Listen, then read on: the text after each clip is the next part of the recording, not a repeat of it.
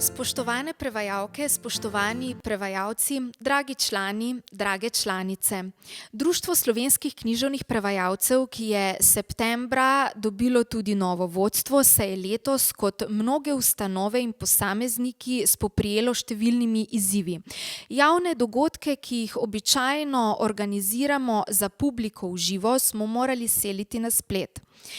In ker se nismo želeli odpovedati naši dejavnosti, ki je pomembna tudi za razvoj stroke, smo se usmerili v profesionalno snemanje dogodkov, tako smo posneli podelitve in pogovore k podelitvam naših stanovskih nagrad, pa dogodke v sklopu cikla Pridobljeno s prevodom.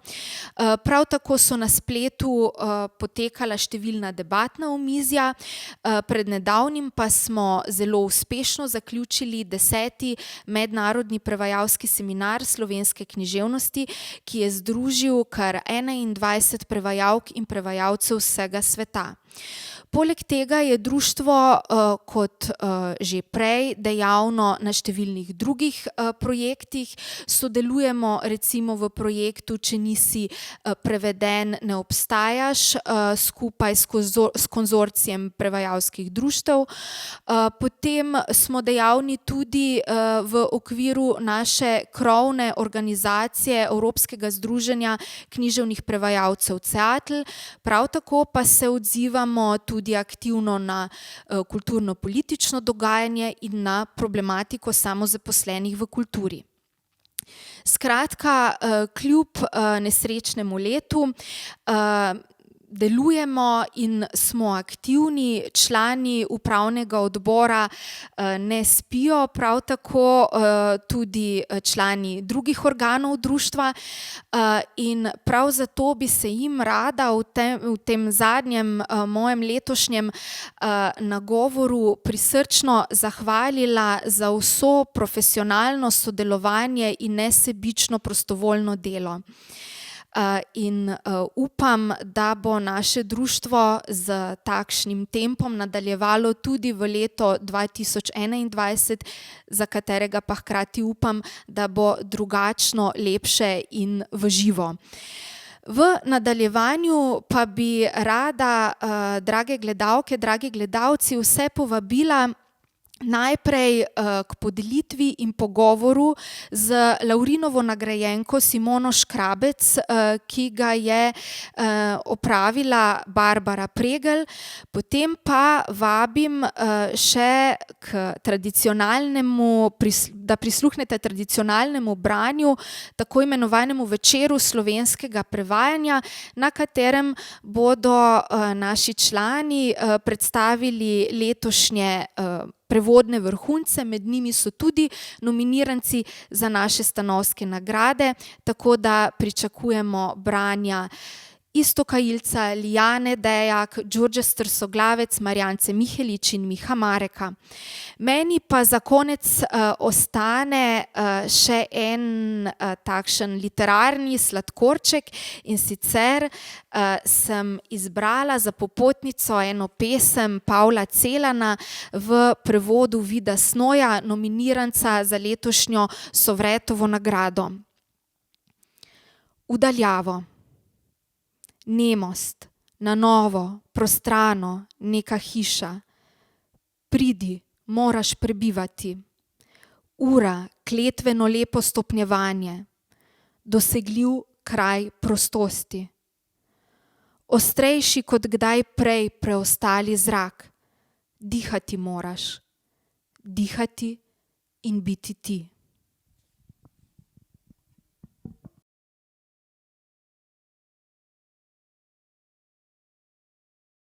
Upravni odbor Društva slovenskih književnih prevajalcev se je soglasno odločil, da letošnjo Lavrinovo diplomo podeli priznani prevajalki in neutrudni posredovalki slovenske kulture v Kataloniji in Španiji Simoni Škrabec. Nemcistka in komparativistka dr. Simona Škrabec od 1989 živi in ustvarja v Barceloni. Njena bibliografija zajema več kot 350 bibliografskih enot, ki segajo od znanstvenih monografij, znanstvenih in strokovnih člankov, spremnih besed, do intervjujev in publicističnih besedil, ter od nedavno tudi zelo odmevnih črtic Vračam se iz gozda z obarvanimi rokami, ki smo jih pred kratkim dobili tudi v slovenskem prevodu. Med njenim ustvarjanjem posebno mesto zavzema prevod. Iz katalonščine je prevedla najpomembnejše sodobne pripovednike, impresiven pa je tudi seznam slovenskih avtoric in avtorjev, ki so v njenih prevodih dostopni katalonskim, pa tudi španskim bralcem. Gre za zvrstno zelo različna besedila, ki segajo tako na področje mladinske književnosti, romanopisja, kratkih zgodb, poezije in esejistike. Ob navedenih knjižnih izdajah je lavreatka poskrbela za objavo in pripravila prevode sodobnih slovenskih avtorjev v številnih revijalnih objavah. Simona Škrabec je vselej posegala po izjemno zahtevnih besedilih. Njeni prevodi pa so dovršeni in kažejo izostren prevajalski posluh za različne registre ter ritmične in slogovne razsežnosti jezika. Ker gre za prevode in njihove objave v kulturi, ki slabše pozna slovenski kulturni prostor in njegove avtorice in avtorje, je še posebej pomembno, da Simona Škrabec svoje prevode sistematično in konstantno vedno znova kontekstualizira, pojasnjuje in opisuje okvir, v katerem so nastali. To počne v tehtnih in obsežnih spremnih besedah, ki so vselej bralcem prijazne in razumljive. V strokovnih in znanstvenih člankih, predavanjih na mednarodnih simpozijih, v svojih knjigah, raziskavah, literarnih kritikah, intervjujih, na okroglih mizah, prevajalskih delavnicah, pa tudi v okviru organizacij, kot je Mednarodni PEN, kjer je bila v letih 2014-2020 predsednica odbora za prevajanje in jezikovne pravice. Ob tem ni nepomembno, da se v svojih raziskavah pogosto osredotoča na prevodna vprašanja, povezana tako z raziskovanjem recepcije, kot tudi primerjalne književnosti. Prevod razume kot kisik, ki je temelj kulture, kot je naslovila svoje nastopno predavanje na Odprti Univerzi Katalonije. Simona Škrabec že skoraj 30 let gradi mostove med Slovenijo in Katalonijo, Španijo in Srednjo Evropo, Balkanom in Iberskim polotokom. Ravno zaradi njenih prevodov je bil v Kataloniji Boris Pahor označen za velikana evropske književnosti, Drago Jančar za zanimivega avtorja z drugačnim pogledom, Vojnović pa za spretnega pripovednika z briljantnim besedilom. V tem času je postala referenčno ime za vsakogar, ki se zanima za slovensko in druge literature Balkanskega polotoka, pa tudi za medkulturne stike, recepcijo, primerjalne ter prevodne študije. Njeno delo kot celota in prevajanje še posebej je za slovensko kulturo izrednega pomena, ker na tem področju vse skozi orje ledino, svojim angažmajem, znanjem in jezikovnim mojstrstvom pa slovensko literaturo trajno umešča med katalonsko in špansko govoreče. Za njene dovršene prevode, ki odsevajo izredno poznavanje izhodiščnega in ciljnega jezika ter kulture, za njeno zavzeto in poglobljeno prizadevanje za prepoznavnost slovenske književnosti in kulture v Kataloniji in Španiji, Društvo slovenskih književnih prevajalcev Simoni Škrabec z Laurinovo diplomo izreka priznanje za njen prevajalski opus ter za dejavno in plodno posredniško vlogo med slovensko in katalonsko ter špansko kulturo.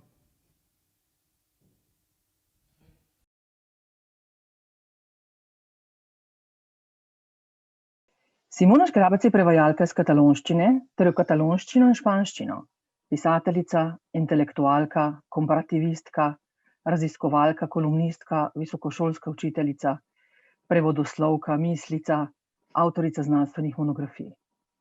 Že 30 let prenaša slovensko literaturo in kulturo na Iberski polotok, predvsem v katalonsko okolje. Je idealna sogovornica za pogovor o novih življenjih, ki jih knjige in literarna besedila dobijo s prevodom. O tem, kako Slovence vidijo drugi, predvsem narodi na oddaljenem evropskem zahodu. Simona, tvoje delo spremljam že leta. Opazujem, kako počasi, plast za plastjo, nalagaš posamezne elemente slovenske literature v prostor Iberskega polotoka. Preden se skupaj ozreva na prehojeno pot, uvodno vprašanje. Ko sem razmišljala, s katero oznako od navedenih bi te najlažje označila, se mi je pokazalo, kako kompleksno pravzaprav je kulturno posredništvo. Ni dovolj, da prevajaš, ustvarjati moraš vedno nove kontekste, kamor svoj in druge prevode lahko umestiš. Se ti ne zdi, da je takšen celosten pristop nujen, če hočeš pritegniti pozornost in pustiti sledi? In da se je tudi nenazadnje delo prevajalk in prevajalcev spremenilo. Da ni več dovolj, da zgolj seveda v navednicah, prevedeš besedilo. Hvala lepa, Barbara, za tako lep uvod. Ta celostni pristop, verjetno jaz sem pač tak človek, ne bi rekla, da je pravzaprav nujno ali pa da se mogoče to da je vedno taka potreba potem, samo glede na to, da mene prevod na začetku sploh ni zanimal, ker je mene zanimala najprej literatura, sem seveda prišla do tega, da prevajam čisto iz nekaj drugih razlogov. V glavnem je šlo za to, da sem začela prevajati tiste knjige in besedila, o katerih sem hotela govoriti. Nisem se hotela odreči svoji deželi, svojim jezikom, in na tak način nekako pravzaprav sem razvila res eno precej zapleteno življenjsko ali pa profesionalno pot. Zaradi tega tudi jaz sama ne vem, pravzaprav, kadar me ljudje vprašajo, kaj delaš, si hitro moram nekaj smisliti, včasih rečem prevajalka, včasih rečem sem profesor, včasih rečem delam z literaturo, ampak je res, da tudi na našem humanističnem področju nam mogoče manjka en pojem. Tako kot zdravnik reče, sem zdravnik in si vsaj približno ve, da dela v zdravstvu, pa je sigurno razlika med kirurgom in zdravnikom, ki dela v občinskem zdravstvenem domu. Ravno tako bi verjetno na tem področju humanistike mogoče izmogli se vrniti na te velike stare pojme in reči, kaj si ti po poklicu, sem humanist ali pa sem, ne vem.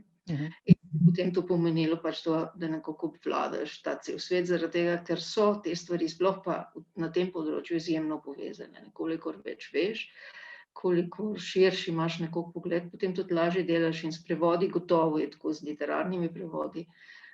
Največja skrb, vsaj meni se še vedno to dogaja, da pravzaprav tekst razumeš. In ne zaradi tega, da ne bi razumel besede ali pa nekaj izraza, ampak da razumeš, zakaj in na kakšen način pravzaprav pisatelj govori skozi to svoje besedilo. In to je tisto, kar je najtežje na nek način, stopiti noter v besedilo. Ker potem, ko ga enkrat razumeš, potem tudi najdeš način, kako se da to potem prevesti v nek drug jezik. In zaradi tega je tudi meni, včasih me vprašajo, kaj mi je lažje prevajati slovenščine v te španščine, katalonščine, obratno. In vedno rečem, da je meni lažje prevajati v tuj jezik in to zaradi tega, ker enostavno vem, več razumem, boljše razumem kontekst čezmeri domače književnosti. Ker v tuji književnosti sem že dolgo časa tam, ampak na nek način je pač ena cela literarna tradicija, ki jo vsak avtor nosi na hrbtu. In zaradi tega jo nekako tudi je treba poznati, ker če tega ne poznaš, potem se hitro zgubiš, in pravzaprav misliš, da nekaj prevajaš s slovarjem, v resnici je pa zgodba čisto nekje drugje. Ja, prevodi se v resnici nalagajo, ne? In v resnici to nalaganje prevodov potem vodi v prepoznavnost neke kulture v drugi, ne? Zato bi rada tudi, da se v tem najinem pogovoru v resnici pomikava nazaj. Se pravi, od tvojega zadnjega objavljenega prevoda v katalonščino, ki je Pahorjeva Grmada v pristanu, ne? To je prevod, ki trenutno izredno odmeva. Jaz sem gledala recimo ta tvoj pogovor o knjigi na 3. programu katalonske televizije. To je Barbara, prosim, to je prvi program, samo TV3 je zato, ker je bila prvi, pa drugi sta bila španska, pol ta prvi katalonski je pa tretji. No, se pravi, tretji, zadnji so prvi, ne, kako je že, ne? Ja, tako je to. Imenuje se ne pač, tretji, ne? In v bistvu to, kar me je zelo prevzelo, je, da sta bila tvoja sogovornika, ne, tako pač filozof Xavier Antič, kot tudi moderator, sta bila na ta pogovor s tabo izredno pripravljena, ne? In tudi predstavitev knjige same je bila tudi poglobljena, tako se mi je zdelo v resnici to danes ni več samoumevno, ne. In zanima me pa še, kakšni so bili drugi odzivi na to knjigo? Verjetno tudi, torej si doživela še kakšne druge izzive in kakšni so bili, no, to me zanima. Ja, zdaj knjiga je ravno izšla, ne, se pravi niti mesec ni tega. Šla je seveda v teh čudnih okoliščinah, tako da verjetno bi marsikaj drugega še doživeli, če bi jo lahko predstavili v kakšni knjigarni ali karkoli, pač tega ni bilo. Zdaj zaenkrat ima kar nekaj zelo dobrih, zelo poglobljenih kritik po časopisih, tako še prihaja, ravno to nas so mi povedali, da pride še ena, da se pripravlja.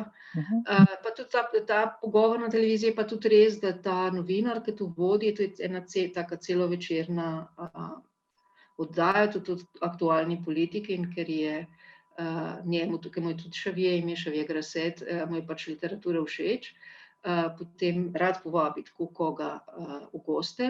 Tudi meni je ravno tako me je povabil tudi takrat, ko je moja knjiga izšla, prav z velikim presenečenjem, ker je pa to res nekdo, ki ga knjige zanimajo na tak poglobljen način, so potem pogovori tudi verjetno zaradi tega drugačni, kakor smo vajeni, ne, ker to ni oddaja o knjigah, to ni oddaja, ki bi bila nekako vodena z tega bolj komercialnega ali pa založniškega interesa, kar se dogaja zelo v Španiji, a ne, ker je španska industrija tako močna knjižna, da se potem te založbe zelo vtikajo v to, koga je treba predstaviti in kdo je slaven in kdo ni slaven pisatelj. Ampak je pač knjiga nek program, ki je zrasel iz tega zanimanja za neko poglobljenje, ukvarjanje z literaturo, in Pahor je tukaj seveda njim blizu, ne. Mislim, lahko mogoče govorimo malo o tem, zakaj.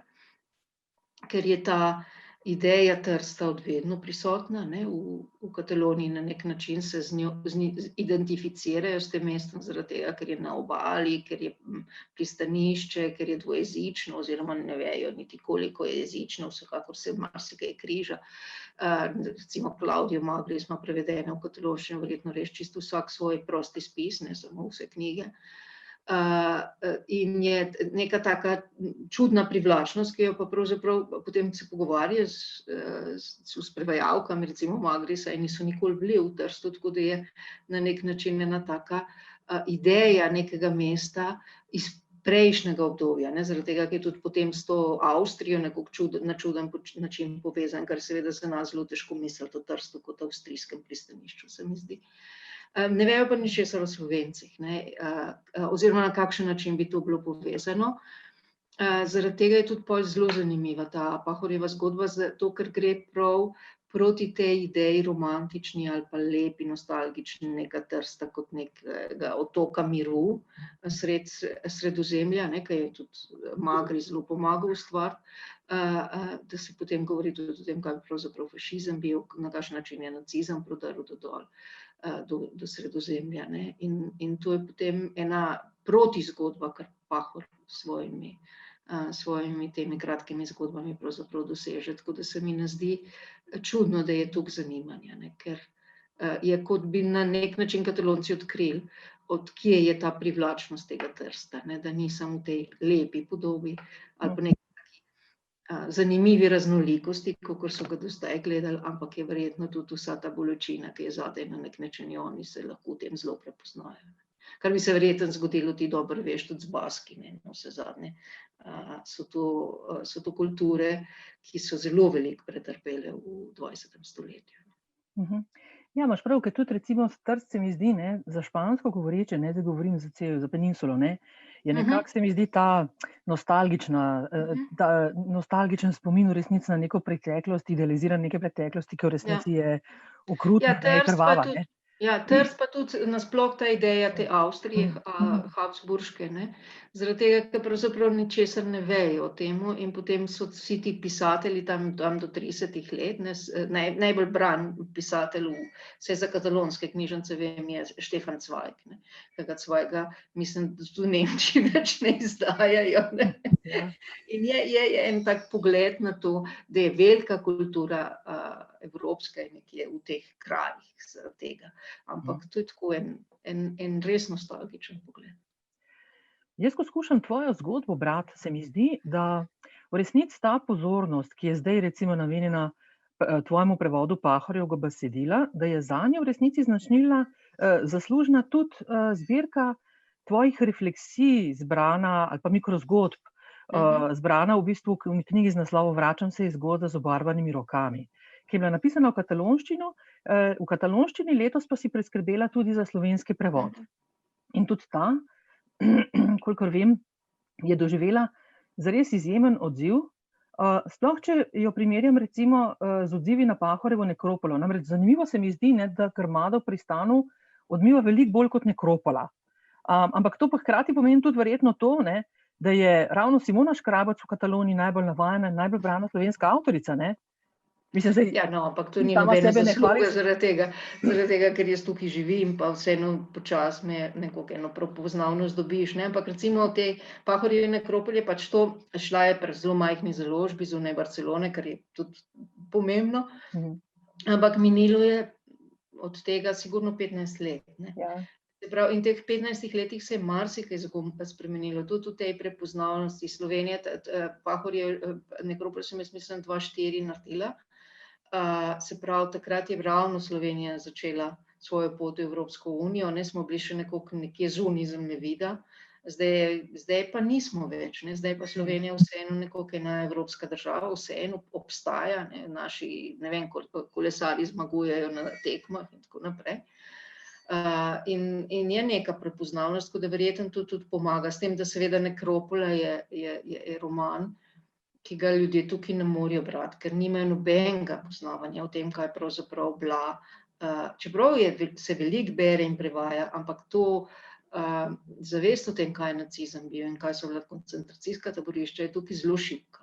In glavnem prihaja skozi te bolj omiljene inačice, Schindlerjeva lista, to bodo gledali, ne bodo Pahorjeve nekropole brali, in predvsem povezana s tem, da z iztrebljanjem Judov, ne, in ker Judov pač v Španiji ni, kakor itak vemo, od srednjega veka naprej, ni, v narekovajih, potem to pomeni, da se je to zgodilo enim drugim ljudem in nima nobene zveze z nami.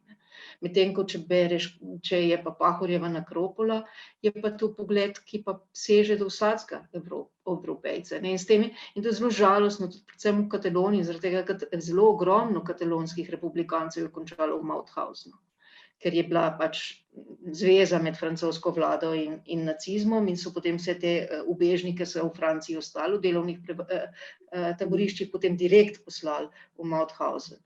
In tudi ta zavest nekako ni dovolj. Jaz Katalonijo pač bolj poznam, tudi Španija verjetno je zelo podobno. Ta pogled na preteklost nikakor ni razčiščen. In zaradi tega je potem avtorji, ki so zelo močni v tem, da je treba misliti o tem, kaj je preteklost bila, so neuspešni. Ne. In s tem imamo Pahorjevo nekropolo, jaz se spomnim, enkrat smo v enem klubu brali, tako bralni klub v knjižnici, in je pol ljudi prišlo, ko so rekli, nisem mogel končati roman. In čist iz tega, ker podira toliko enih predstav o tem, da ne morejo se s tem, nekako ne morejo sprejeti, da je bilo to tako hudo. Drug avtor, ki je pa gotovo padel pod to kategorijo, ne, da je prezapleteno preteklost ustvarja, je pa Drago Jančar. Ja, no, mogoče preden greva k Jančarja si tudi ogromno prevajala, ne? Ja. Ampak to, kar si zdaj že v resnici izpostavila, se mi zdi, da tudi veje iz te knjige Vračam se iz gozda.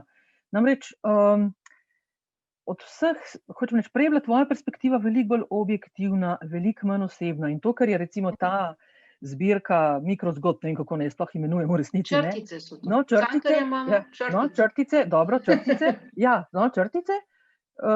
Skratka, v bistvu ta sprememba perspektive je zame v bistvu tukaj zelo pomembna ali pa zelo očitna, ne? Se pravi, iz te manj osebne, objektivne, v zelo osebno, o kateri zdaj tudi recimo o Pahorju govoriš, ne? Se pravi, ne govoriš več, tudi nazadnje pač tvoji prevodi, ne, mogoče govorijo tudi zelo neposredno pač o tebi, ne. Recimo, bi lahko nekako označila, kaj skozi te prevode skušaš povedati. Seveda, to je zdaj dolgo časovno obdobje, ne, midve se zdaj sprehajava, ampak mogoče vendar, no. Ne, jaz mislim, da je ravno obratno se zgodilo, Barbara. Da ne gre za to, da bi jaz sebe hotela izpovedati skozi to, da prevajam neke avtorje določene, ampak da s tem, ko so me začeli zanimati avtorji, sem se jaz tudi njih naučila sebe gledati na en drugačen način in sem potem na eni točki dobila, ne vem, moč ali pa potrebo, ali pa željo, da potem začneš pravzaprav nase gledati tudi skozi eno tako prizmo bolj zahtevno ali pa, kaj pa vem. Sicer je tudi res, ne, da vse te črtice so nastale v teh zadnjih 10 letih, ko sem jaz res veliko potovala in res bila v stiku z ogromno ljudmi in ogromno različnimi kraji in tako naprej. In potem sem nekako rabila samo sebe povezati v eno celoto in zaradi tega se mi zdi, da je tudi zato nastala ena taka osebna zgodba.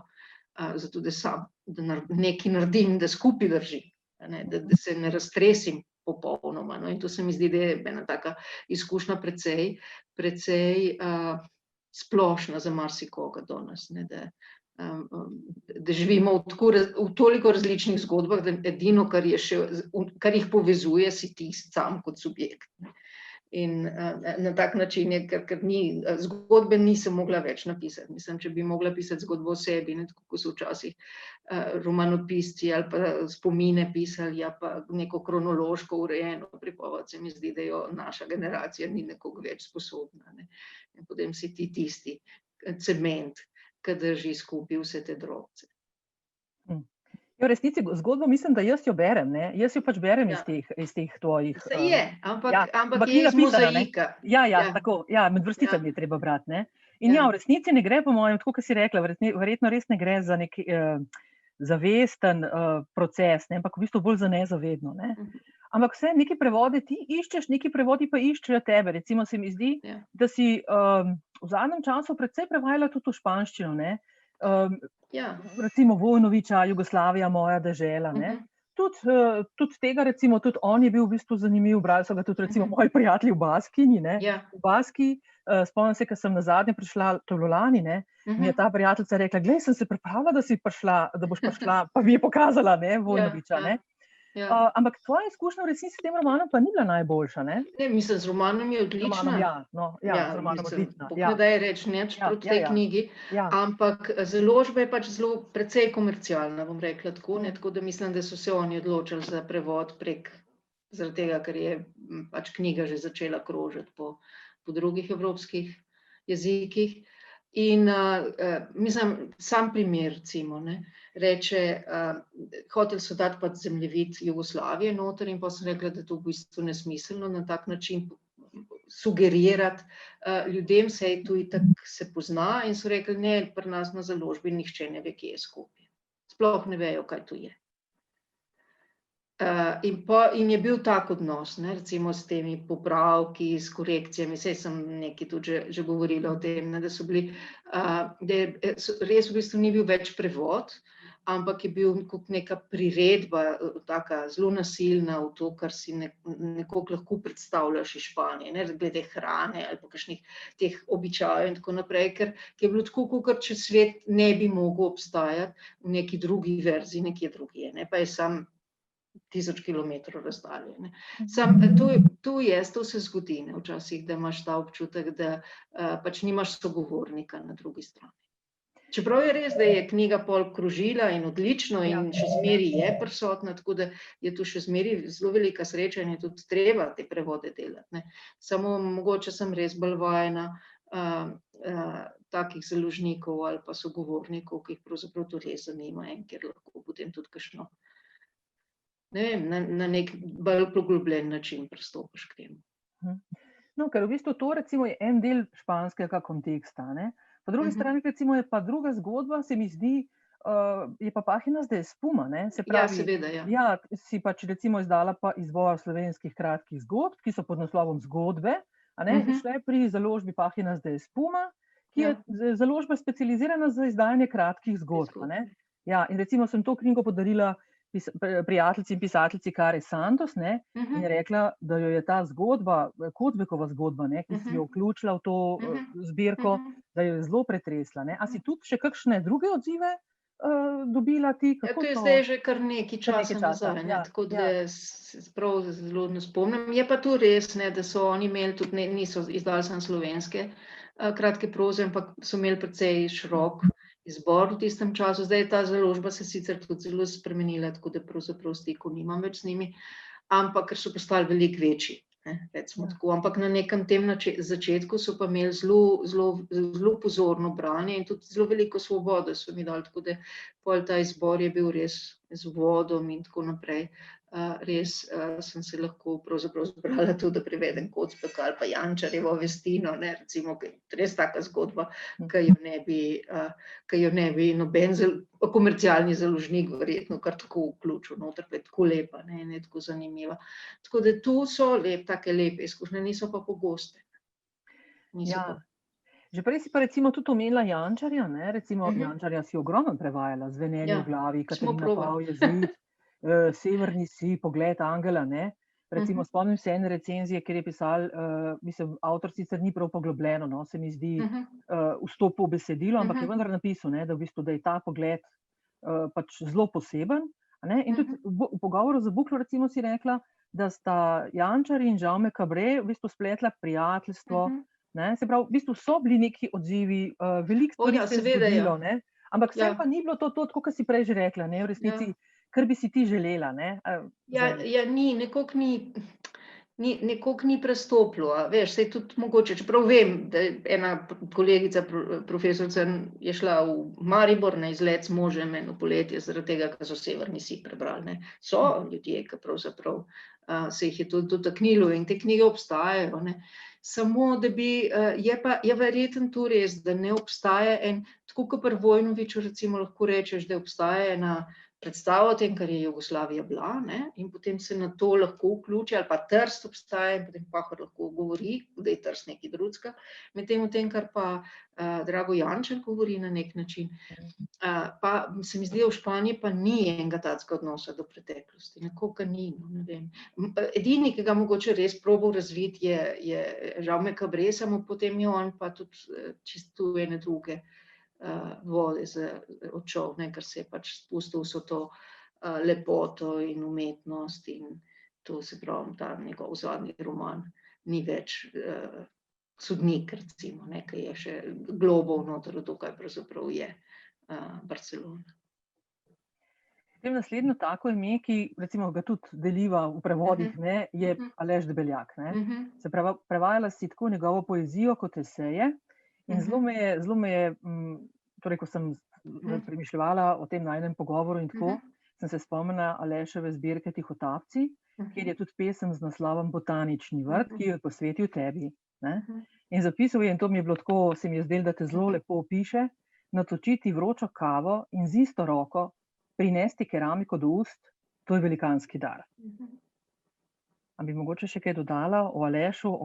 Ja, no, z Alešem smo bili prijatelji, veš, to je v bistvu hkrati lepa in zelo žalostna zgodba, ne, tudi na osebnem nivoju, ker imamo pač enako stare otroke in smo pol res bili skupaj. Aleš je mene tudi od vsega začetka nekako veliko naučil o tem, kako je živeti v tujini, preden sva se spoznala, se pravi, vse te njegovi eseji in zgodbe so govorile v bistvu zelo podobni izkušnji, kakor je bila moja, ko sem odšla živeti v Španijo, ne, ta prvo Madrid, pol Barcelono, se pravi, to ni enostavno, čeprav se zdaj tako lepo smejejo drugi, ampak presaditi se v eno novo okolje je zmeraj zelo naporno, ne. Zelo pogumno. Ja. In pa je fajn, če imaš, je lepo, če imaš nekoga, ki je o tem že šel skozi to zgodbo in o tem nekaj povedal, ker je to zelo pomaga, ne, da se ne najdeš sam. Sploh zaradi tega, ker tudi moj odhod je nekako sovpadel tudi z vojno na Balkanu, ne, in pa so bile te nekako en občutek, da se pravzaprav vse razdira, kar si poznal, še posebej močano. Sem pa Aleša, mislim, da njegove poezije jaz nisem prevedla, če ne, v knjigi ne, zato ker je Xavier Faré v glavnem delal v katalonščino, sem pa prevedla eno zbirko esejev, to pa je res, ker je precej izjemno, da bi v knjigi šla, da bi v knjigi samostojni monografiji šli slovenski esejisti, to se mi zdi, da je redkostno nekako. Je bil pa tudi to zelo lepo delo. V bistvu si pa, zdaj ves čas govorijo pravzaprav o različnih registrih, ne? Prevajala si tudi Braneta Mozetiča, tako pač njegovo poezijo, tako tudi besedila za otroke v španščino in katalonščino in ravno tako Tatjano Makarovič. No, ampak vseeno, ne, zdaj govoriva pač o razponu registrov tvojih, ne. Kaj pa recimo bi izpostavila kakšno specifiko prevajanja mladinske književnosti Ja, mislim, jaz tle imam eno tako čisto oseben odnos, ko so bili moji otroci majhni in je bilo to zanimivo, zdaj, ko niso več majhni, mi ni več zanimivo šel. Ja, sej. Ampak se spomnim tega, ne, izjemno lepa izkušnja je bila tako teta Magda od Svetlane Makarovič, pa pol ta Mišmaš. Obe knjigi sta tudi prišli do druge izdaje, kar je tako prav krasno videti, ne, da imaš ne samo en izvod knjige, ampak dva, ker se je in sploh Pekarna Mišmaš se je ogromno prodajala in imela več ponatisov, ne, pa dve izdaji celi, tako da to je bilo zelo lepo. In je luštno to prevajati, seveda, krasno je, zaradi tega, ker moraš pač tudi nekako prilagoditi temu otroškemu jeziku in temu, kar otrok lahko prepozna, tako da vem, da smo, ta je recimo zelo lepa anekdota je, da Mišmaš seveda se ne da napisati po katalonsko, tako da tisti š ne moreš dati gor, da bi pa napisal š po katalonsko, je treba pa i, x napisati in pol bi bil bolj mix, max, ker ne bi nihče mislil si, da je to treba prebrati Mišmaš. Ja, pa smo rekli, da je treba spremeniti, to moram spremeniti, kaj čem dati. In je rovka, je musaranja. Se pravi, ima zelo podoben zvok, pa tudi, mislim, med mišjo pa med rovko se ni ne vem kakšne razlike, tu vem, da so lahko še Svetlano vprašala, če se ona malo strinja s tem. No, je potem res ta pek postal, Pekarna Mišmaš je bil pek rovka, pek musaranja, in je pol ilustratorka mi rekla, da je iskala cel teden, kakšne so musaranjas in da je lahko potem narisala te zgodbe, zaradi tega, ker pač prevod je nekako vključil eno čisto novo zgodbo noter. Samo je bilo nujno, ker če bi mu rekel Mišmaš, pač tu ne spomni na miš v katalonščini. Mišmaš in je ena taka lepa zgodba, ki je pravzaprav delovala in tista cela zgodbica, mislim, da se je res prijela, ker je bila 10 let sigurno v knjigo. Super. To je res krasno, ne, za enega prevajalca slišati in v bistvu zadnje na zadnje tudi, ne. Zdaj smo počasi se pomikava že proti koncu najinega pogovora. Jaz se spomnim, da pred leti je bilo to, ko je šla ta impozantna knjiga o nemško-katalonskih literarnih stikih, šla je v dveh tako zajetnih knjigah. In v bistvu si ti ogromno pisala tudi o stikih med Katalonijo in Slovenijo in ves čas pravzaprav izpostavljaš pomen prevoda. Zdaj pa zelo na kratko, če je to mogoče nekako povedati, torej zakaj se ti zdi prevod tako zelo pomemben, ne? Pravzaprav si mu posvetila vse svoje življenje, to posredništvo, ne? Zakaj? Zakaj je prevod pomemben? Mislim, da ni samo posredništvo, ne, se mogoče ravno mislim, da smo nekako zadele s tem vprašanjem žebljiček na glavico.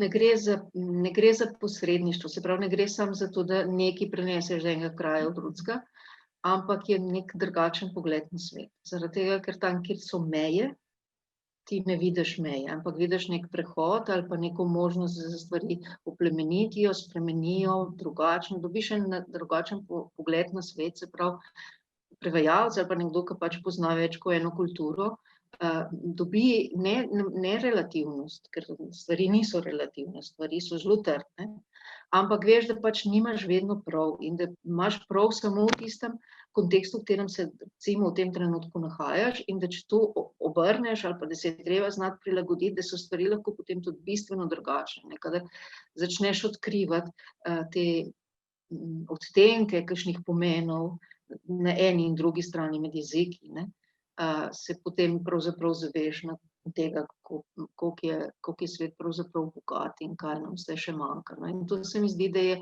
zaradi tega se mi zdi prevod tako pomemben nasploh za neko prihodnost, za to 21. stoletje najmanj, da ne bo dovolj, da imamo samo cenovne letalske prevoze, pa ne vem, Erasmuse ali karkoli, zato da hodimo okrog po svetu ali pa da gremo kot turisti lahko kamorkoli si pač zaželimo, to je bilo včasih, mislim, da se bo vrnilo, ampak je treba spremeniti odnos do sveta, se pravi, da se treba tega zavedati, ne da lahko prideš kamor hočeš, kar je bil ena taka ideja tega evropskega imperializma, ne, pač si zgradim avtocesto do zadnjega kotička sveta in bo moj, ampak je ena drugačna občutljivost, no, se pravi, da če hočeš videti svet, moraš samega sebe nekako skriti zakriti, utišati, zato da lahko pravzaprav druge poslušaš. In šele čez to se lahko spremeniš. Ne? In to je pa en tak odnos, ki ga pa prevajalec z leti res pridobi, ker ne moreš biti ti glasen. Moraš najprej slišati nekoga druge, kako govorijo. Ne? Šele potem mogoče se lahko zgodi, tako kot se je meni zgodilo, da rečeš, da bomo pa tudi kaj o sebi napisali. Ne? Ampak je res ena taka sposobnost tega, da lahko opazuješ svet, ne da bi mislil, da se mora svet tebi prilagajati, ampak da se ti prilagajaš temu, kar počasi spoznavaš. Ne? Tudi druga stvar je ta, da ni nobene stvari, ki bi bila tako jasna. Ne? Ker pri prevodih se vedno odkrije, da še toliko drugih stvari ne veš. Ne? Ja, spet smo prišli pravzaprav na mejo, ne? Smo se vrnili k Grmadi v Pristanu. Jaz moram reči, da si ne morem kaj, da ne bi videla tukaj določene simbolike, pa tudi podobnosti med vama z Borisom Pahorjem. Ne? Pač ta naš tržaški pisatelj vedno znova poudarja izkušnjo, ki ga je in nas je zaznamovala. Ti si pa leta in leta pisala o slovenski literaturi in jo predstavljala v različnih okvirih. In zdaj pred nami ni samo Grmada, ne? Se pravi, ni samo zmagoslavje barbarstva nad civilizacijo, pač pa je tudi Kres. Dokaz, da civilizacija lahko vedno znova preživi uničenje z vitalnostjo, ki jo daje beseda. In zdaj bi rada, da prebereš še kakšen krasen odlomek iz tega besedila. Iz Pahorjeve Grmade. Da. Bomo našli, smo si pripravili. No. Zdaj tukaj imam. Ampak bom prebrala po katalonsko. Ja, seveda, super. Prebrala bom konec Grmade v Pristanu, se pravi te dolge zgodbe, ki ima 40 strani najmanj, v katerem se pogovarjata Evka pa Saško, ki sta tako dva prijatelja, ki sta tam se podila po teh tržaških ulicah, o tem, kje je Francija. In bom prebrala teh zadnjih, 10 ali pa 15 vrstic. Leuca callava. Potser el seu pare també se n'aniria a França, pensava. No estaria malament que hi anés. I allà no cremen les cases de ningú? I ara, va dir enfadat el Saško, a la meva mare li diran madame. El tramvia passava arran del mur del carrer Tor Sant Piero. Aviat arribaria a l'altura de l'arc i giraria en direcció a Royan. A França, els tramvies van per sota terra, va dir Saško. No pot ser, sí que pot ser. El meu pare m'ha escrit que ho ha vist. Veniu-me a veure, va escriure. He trobat feina i aquí hi ha tramvies que passen per sota terra i no vull que els feixistes us facin mal. Leuca callava. Encara eren al costat del mur, a sota grinyolava el tramvia que ara venia de Royan. Escolta'm, Saško, què? Per on es va cap a França? Per darrere de Trstènic, va dir el Saško i va mostrar amb el dit cap a Barkovlje en direcció cap a l'oest. Sem imena po slovensko prebrala, ker ste verjetno opazili.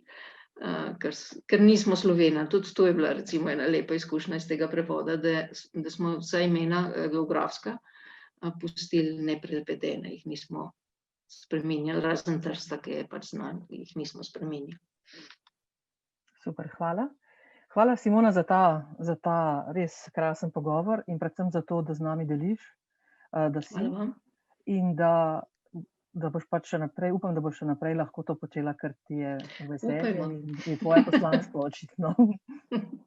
Hvala lepa in hvala seveda za nagrado, tega ne smem pozabiti. Hvala lepa, Barbara, za pogovor.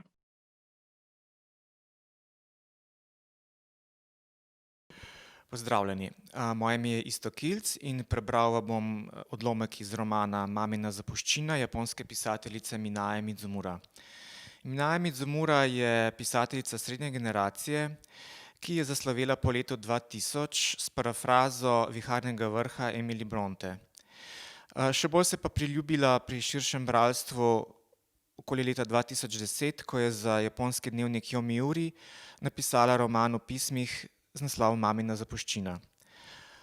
V njem sledimo 3 ženskam, mami in njenima hčerama, ženskima v srednjih letih, Mitsuki in Natsuki. Osrednji temi sta pa staranje, skrb za ostarele starše in usoda ženske v srednjih letih v sodobni Japonski.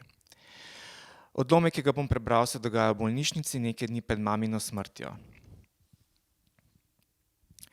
Takrat pa je vstopil lečeči zdravnik. Bil je srednje rasti, skladnih obraznih potez, po starosti najbrž v poznih 40-ih. Sijoči lasje so mu uokvirili lep obraz, dajajo vtis, da je vreden zaupanja.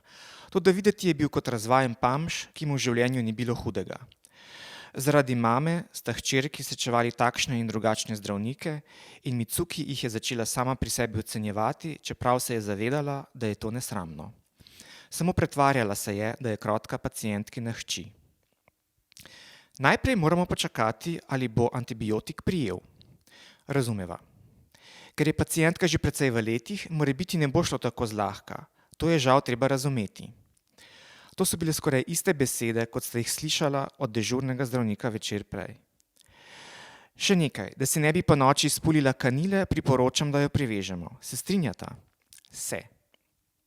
Sestri sta se globoko priklonili, pospremili zdravnika do vrat, v naslednjem hipu pa se je Mitsuki glasno spomnila.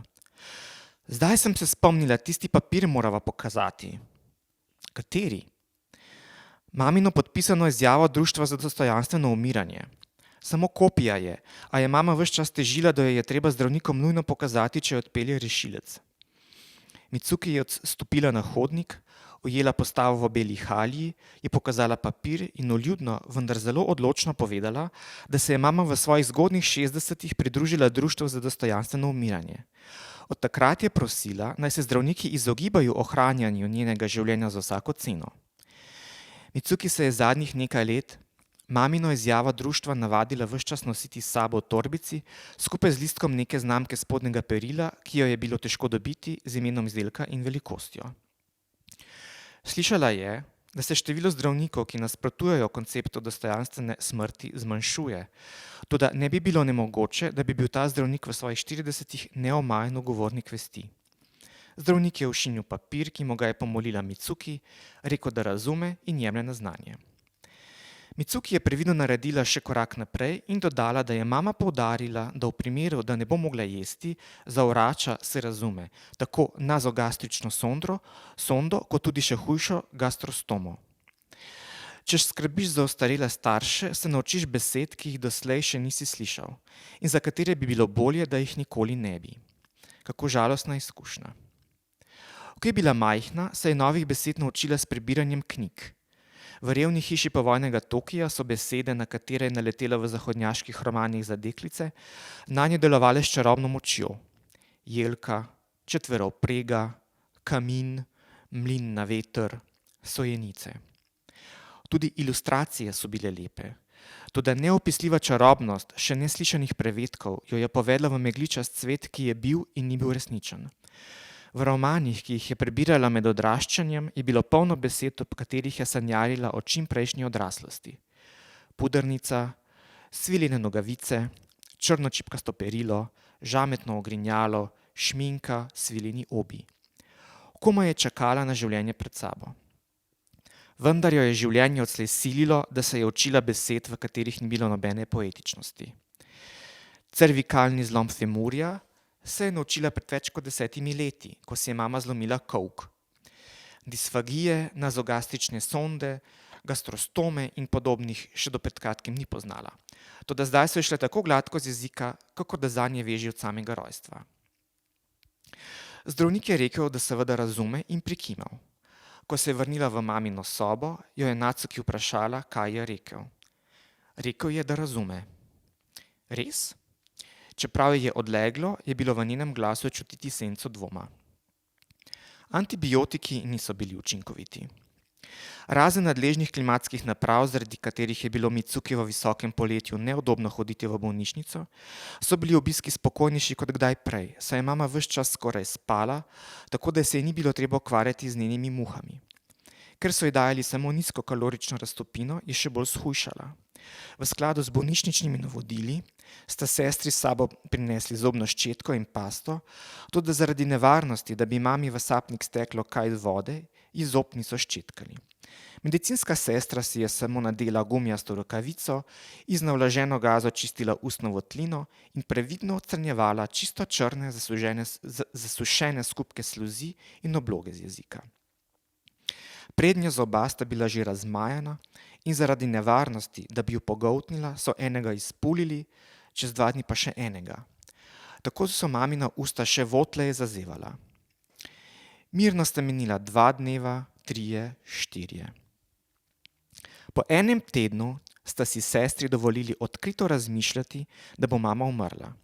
Ker dotlej nista pričakovali, da bo ta dan zares prišel, ker o tem namenoma nista razmišljali, se jima je vse skupaj zdelo nekako nestvarno.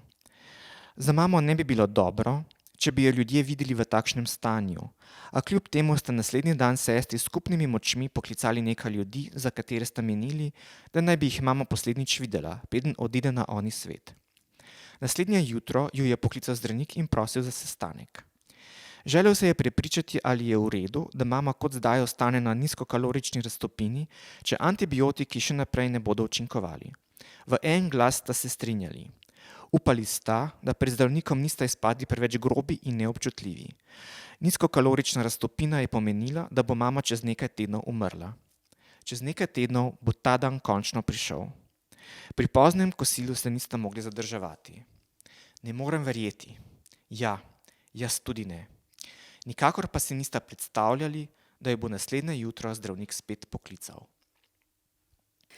Dober dan. Ime mi je Lijana Dejak. Prebrala bom odlomek iz romana Tekst ruskega pisatelja Dmitrija Gluhovskega, ki ga zdaj prevajam in bo izšel spomladi pri založbi Litera. To je roman o sodobni Rusiji. Glavnemu junaku Ilji, brucu, na zabavi policist podtakne drogo. Ilja je obsojen in preživi 7 let v kazenski koloniji. Tik pred izpustitvijo mu umre mama in Ilja ostane popolnoma sam, brez možnosti za vrnitev v življenje.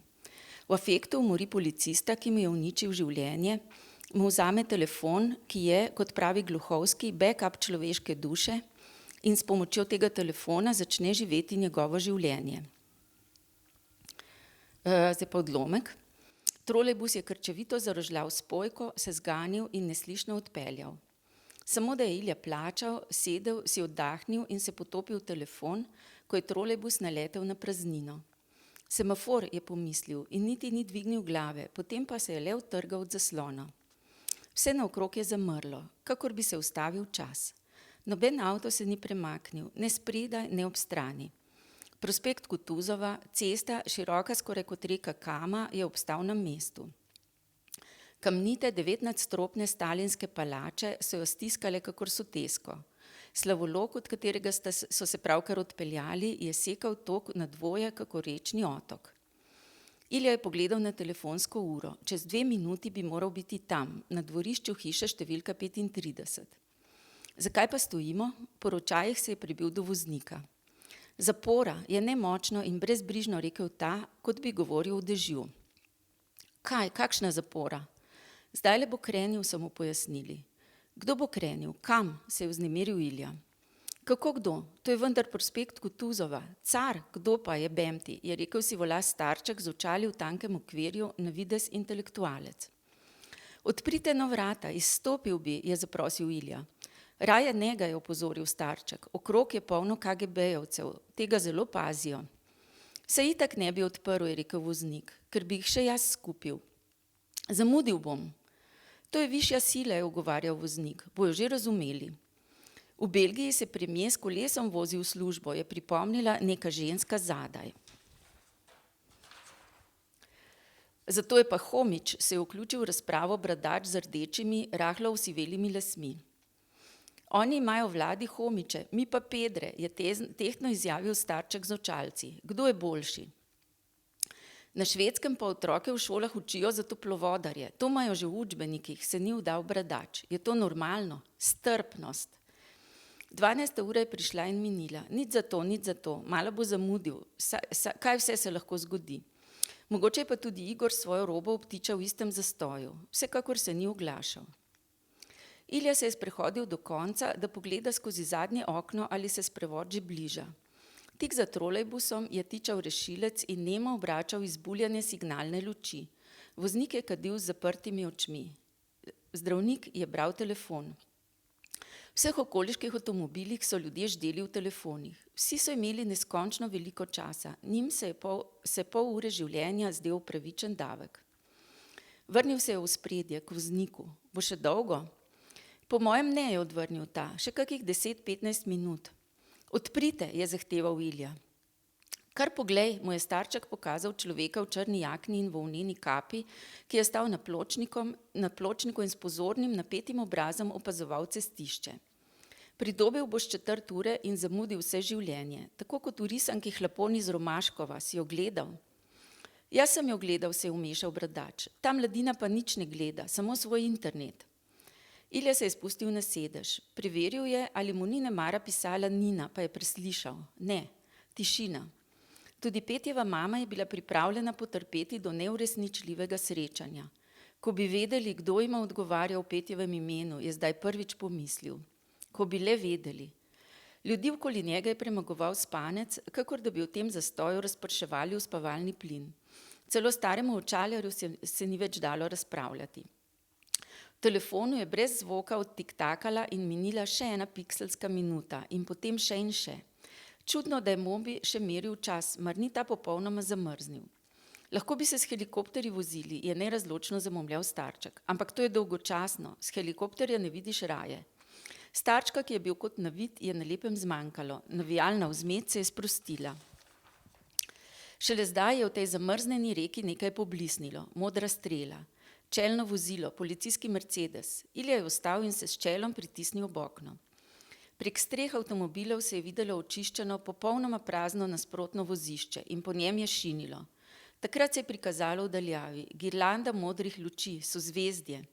Pike na obzorju so v nekaj sekundah zrasle v težke črne izstrelke, kakšne orjaške berte. 3 kvadratno obsekani nemški terenci z modrimi signalnimi lučmi okoli dolge nemške limuzine. In še okrog, spredaj in zadaj, belo-modro spremstvo, vsi mežikajo, ragljajo, zavijajo. Zleteli so mimo z neverjetno hitrostjo, tako da bi se morali po vseh pravilih fizike že odlepiti od zemlje in poleteti. Prava topovska salva. Avtomobili, ki so stali vzdolž ceste, so se od zračnega strtka zazibali kakor od udarnega vala in zdelo se je, da se je slavolok zamajal.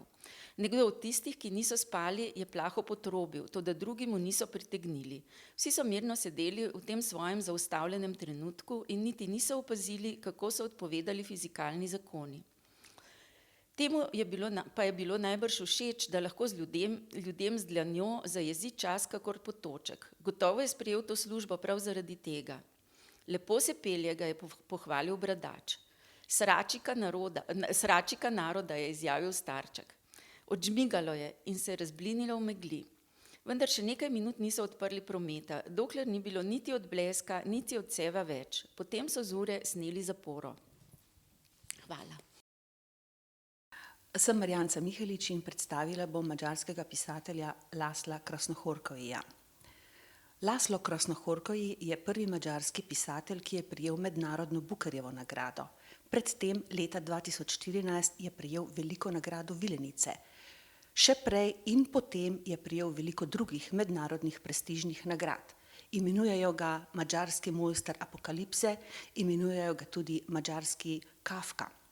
Po njegovih scenarijih oziroma nastopil je tudi kot soscenarist, so posneli odmevne filme znamenitega režiserja Bele Tora.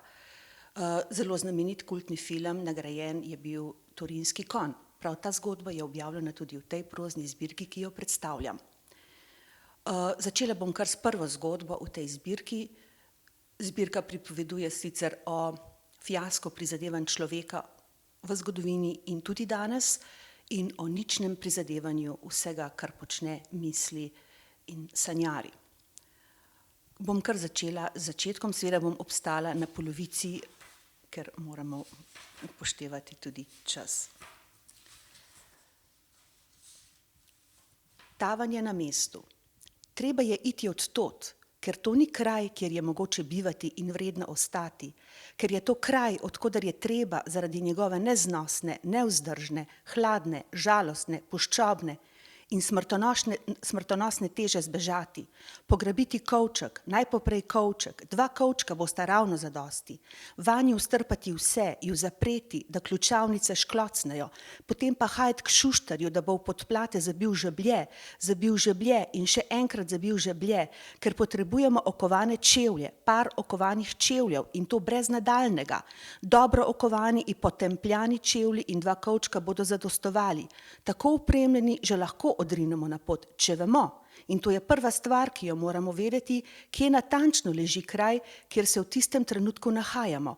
Potrebujemo torej določeno zmožnost, popolnoma praktično vedenje, ne pa recimo nekakšen občutek za smer ali megleno slutnjo, skrito v globini srca zato, da bi določili, kje se v tistem trenutku nahajamo in glede na kaj bomo izbrali pravo smer. Čutilo torej, kot da bi držali v rokah posebno napravo za orientiranje, s pomočjo katere bi lahko rekli, da se v prostoru nahajamo tu in tu, naključno na nekem posebno neznosnem, nevzdržnem, hladnem, žalostnem, puščobnem in pogubnem križpotju, odkoder je treba iti, ker to ni kraj, kjer človek lahko biva in ostane, saj na tej močvirnati, zaskrbljujoče temni točki v prostoru ni zmožen drugega razen tega, da reče, treba je iti in to pri priči, odriniti brez pomišljanja in se ne več ozreti, temveč pogled nepreklicno upirati samo naprej in slediti prej določeni smeri, pravi smeri seveda, ki je, kot se zdi, sploh ni tako strašno težko določiti, razen če se ne izkaže, da to praktično vedenje, to posebno čutilo, potem ko je uspelo določiti koordinate te točke v prostoru, točke, ki sega od žalostnega do usodno pogubnega, iznenada ne sporoči, da se zadeve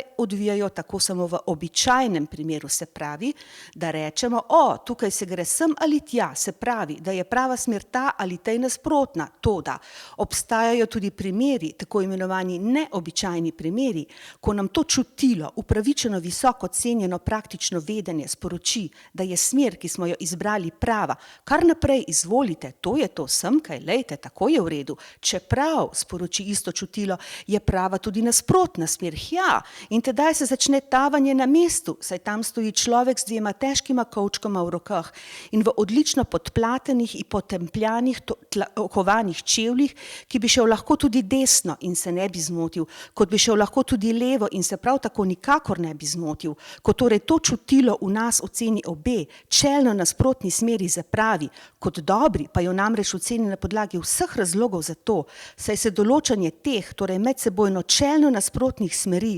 znotraj tega praktičnega vedenja zgodi že v strukturi, glede na našo željo oziroma pomeni, pojdi desno, enako kot pojdi levo, kajti obe smeri kažeta po nareku naših želja na kar najbolj oddaljeno pokrajino, ki vodi najdlje stran, točke, ki naj bi jo dosegel v dani smeri, pa sploh ne določa več to praktično vedenje, čutilo, zmožnost, temveč edino samo še želja, hrepenenje, da človek ne bi preprosto prišel iz trenutnega položaja samo najbolj daleč stran, marveč hkrati tudi na kraj, ki največ obljublja, kraj, kjer si bo lahko oddahnil in se spočil, zato gre namreč za spokojni mir.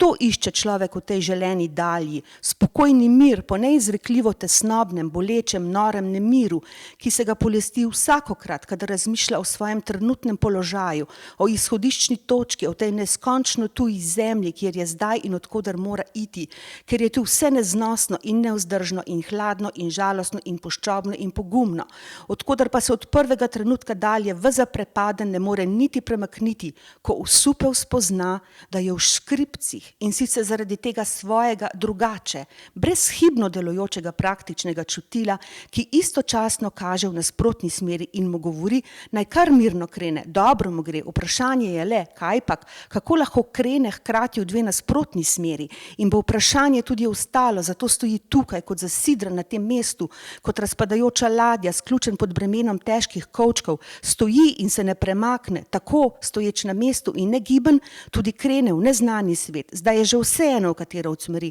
saj se ne premakne niti za korak, tudi ko hodi že daleč stran in začne tavati plavati po tem neznanem svetu, medtem namreč, ko se njegova resnično nepremična zgrbljena postava tako rekoč že kot kip kleše v svet, ki ga ne more zapustiti, se pravzaprav prikazuje že na vsaki cesti. Videvajo ga po dnevi in po noči, zanvedo v Ameriki kot tudi v Aziji. Poznajo ga v Evropi in tudi v Afriki, hodi čez drn in strn, hodi in hodi, vandrati ne neha eno samo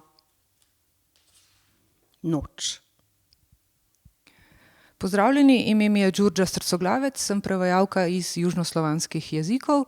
Danes bom brala odlomek iz romana Naslov, ki mu je avtor Dragan Velikić, lanskoletni dobitnik nagrade Vilenica, dodal opredelitev beograjski roman. Gre za gosto palimpsestno mrežo, ki bralcu ne privošči oddiha.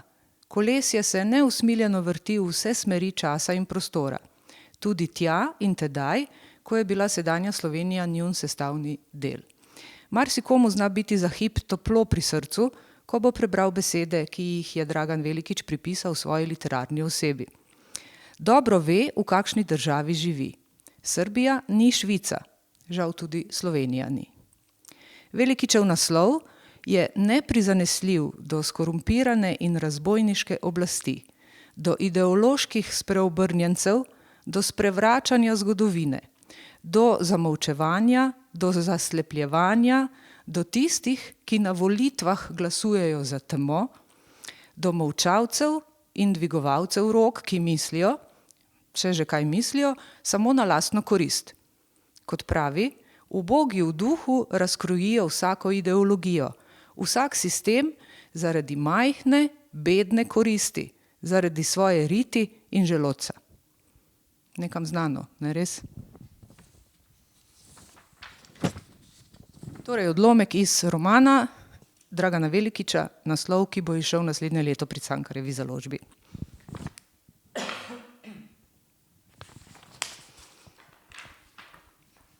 Na začetku druge dekade 21. stoletja je v Srbiji prišla na oblast razbojniška druščina, ki ji je uspelo lastno kriminalno preteklost predati kot doto svojemu radikalnemu krilu. Z vseh strani se jim je pridružil preživeli odpad Miloševićevega časa, pa tudi pripadniki strank demokratskega spektra, pogosto ljubkovalno imenovani eksperti. Oblikovala se je trdna mafijska struktura, ki je državne inštitucije potrebovala samo kot masko. In sicer zaradi mednarodne javnosti, saj so na domačem terenu mediji že zdavnaj kontaminirali zdrav razum večine. V tistem času so povsod vznikale zasebne univerze. Mnoge od njih so vodili pripadniki tajnih služb. Na veliko so se delili častni doktorati in lažne diplome. Zbirali so se hohštaplerji iz belega sveta na območjih balkanskih držav, o katerih je pesnik Miodrag Stanisavljević rekel, da spominjajo na zakarpatske kneževine iz hollywoodskih filmov. Dogajalo se je, da so se državnemu aparatu razbojniške druščine iz čistega koristoljubja pridružile tudi osebe z resnično integriteto. Kakšen pisatelj, igralec, glasbenik. In ponudile nesebično podporo režimu, v zameno pa so dobile donosno sinekuro, pa tudi delnice od ropanja podanikov, ki se jih eufemistično včasih imenuje državljani. Nastopile so bogate žetve lažnih diplom. Delile so se medalje, ob duhovniškem polaganju rok in laganju širila se je deponija. Srbska družba je bila na smrtni postelji. Zavladali so najhujši, ne glede na to, ali je šlo za parlament, vlado, cerkev, vojsko, tajne službe ali diplomacijo. S stališča dirigentov v Bruslju je samo ta človeški material lahko zagotovil sanitarni kordon, v katerega se bo spremenil del obrobja Evrope, določen za deponijo. To bo naslov 100.000 še nerojenih prebivalcev balkanskega limba. Ko bodo prišli na svet, si jih bo veliko zaželelo oditi kam drugam, vendar jih bo naslov, pridobljen z rojstvom, spremljal vse življenje. Strankarske zastave, manifesti, ideologije so bili samo rekviziti, s katerimi so slepili neumno ljudstvo, okrepljeno z navijaškimi hordami, nezamenljivim proizvodom varnostnih služb, ki so jih proti koncu 80. let 20. stoletja spremenili v pretorijske garde odpadniških oblasti. Vrhunski vztrajnik vseh režimov na balkanskih tleh je bilo ropanje. Precej bolj odkrito tam, kjer je odsotnost vsaj drobcev državnih inštitucij ponujala neprizanesljivo odtujevanje družbenega premoženja. Te v tuje jezike neprevedljive kategorije. Četudi jezikovno neprevedljivo, pa je bilo premoženje še kako prevedljivo iz družbene lastnine v zasebno, že zaradi dejstva, da je jugoslovanska družba pol stoletja temeljila na nonsensu, da je delavski razred lastnik proizvodnih sredstev. V pogojih odsotnosti državljanske zavesti je kasta jugoslovanskih vrhušk organizirala dogovorjene vojne in tako izpeljala konverzijo družbene lastnine v zasebno. Plen večletnega ropanja ljudstva je našel dom na zasebnih računih v eksotičnih krajih po vsem svetu, ob tihem soglasju mednarodne skupnosti. V drugi dekadi 21. stoletja je Srbija največja pralnica denarja v Evropi. Lastniki dozdevno tujega kapitala, ki se bojda investira, pravzaprav pa se pere, ostajajo za zaveso, kakor tudi njihovi domači partnerji. Zakon velikega števila je porok za stabilnost kontinuiranega ropanja skozi velike državne projekte. Gre za velikanski vložek. Neke aprilske noči leta 2016 je bila za potrebe vladajoče razbojniške druščine tudi formalno ukinjena država. Neznani storilci, zakriti z maskirnimi kapami, oboroženi z mehanizacijo, so v beograjski soseski Savamala porušili celotno ulico. Panični prebivalci so zaman klicali policijo, ki se tiste noči ni odzivala. Vse dežurne službe so bile nedostopne. Tako je bil zagotovljen še zadnji del terena za največji gradbeni podvig oblasti, Beograd na vodi. In Fata Morgana se je lahko začela. Antologija Judovska država vsebuje spise 6 avtorjev, ki so temeljno prispevali k sionističnemu gibanju. To je k političnemu gibanju Judov, ki se je izoblikovalo v drugi polovici 19. stoletja in se je zavzemalo za ustanovitev avtonomnega judovskega političnega občestva. Odlomek, ki ga bom prebral, je iz govora pisatelja Maxa Nordauja z prvega kongresa sionistov v Baslu leta 1897. Emancipacija je popolnoma preobrazila naravo Juda in iz njega napravila drugačno bitje. Brezpravni Jud iz časa pred emancipacijo je bil tujec med narodi. Vendar niti za trenutek ni pomislil, da bi se temu razmerju uprl. Skozi in skozi se je čutil pripadnika posebnega plemena, ki s preostalimi prebivalci nima nič skupnega. Predpisanega rumenega judovskega kolesa na svoji suknji ni ljubil, ker je pomenilo uradno vabilo sodrgi k surovostim in te vnaprej oblastveno upravičevalo. Toda svojo posebnost je prostovoljno poudarjal še veliko izraziteje, kakor jo je lahko rumeni madež. Kadar ga v geto niso zazidale oblasti, si je geto uredil sam. Domovati, četudi bedno, je hotel med svojimi. In s krščanskimi podložniki ni hotel imeti drugih stikov razen poslovnih. Beseda geto ima danes prizvok sramote in ponižanja.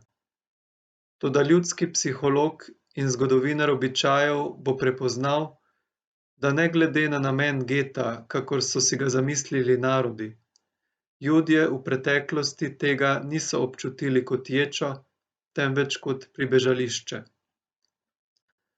Zgodovinski resnici ustreza, če rečemo, da so Judje strahovite pregone srednjega veka lahko preživeli le zaradi geta. V getu je imel Jud svoj lastni svet. Ta mu je predstavljal varni dom, ki je imel zanj duhovni in naravni pomen domovine. Tu je imel tovariše, med katerimi je hotel imeti veljavo in kjer je tudi lahko imel veljavo. Tu je vladalo javno mnenje, katerega priznanje je bilo cilj njegovega častihlepja, katerega zaničevanje ali nemilost sta bila kazen za njegovo malovrednost. Tu so bile cenjene vse specifično judovske lastnosti. In kdor je te posebej razvil, si je lahko pridobil tisto občudovanje, ki je velika spodbuda človeške duše. Kaj potem, če je bilo to, kar je bilo v getu cenjeno, zunaj geta zaničevano? Mnenje tistih zunaj ni imelo nobene veljave, saj je bilo to mnenje nevednih sovražnikov. Jud se je trudil ugajati svojim bratom in odobravanje bratov je bilo vredna življenjska vsebina. Tako so getovski Judje v naravnem smislu živeli polno življenje. Njihov zunanji položaj je bil negotov, pogosto resno ogrožen, toda notranje jim je uspelo vsestransko izoblikovati lastno samobitnost, tako da na njih ni bilo nič fragmentarnega. Bili so harmonični ljudje, ki jim ni manjkal nobeden od elementov normalne eksistence družabnega človeka. Nagonsko so tudi čutili, kakšen pomen ima geto za njihovo notranje življenje, in imeli so samo eno skrb: zagotoviti njegov obstanek z nevidnim okopom, ki je bil še veliko debelejši in višji od otipljivih kamnitih zidov, ki so ga obkrožali. Vse judovske šege in navade so bile nezavedno usmerjene k enemu samemu cilju: ohranjati judovstvo z osamitvijo od narodov, negovati judovsko skupnost, vsakemu posameznemu Judu nenehno držati pred očmi, da se bo izgubil in propadel, če se bo odrekel svoji samobitnosti. Hvala.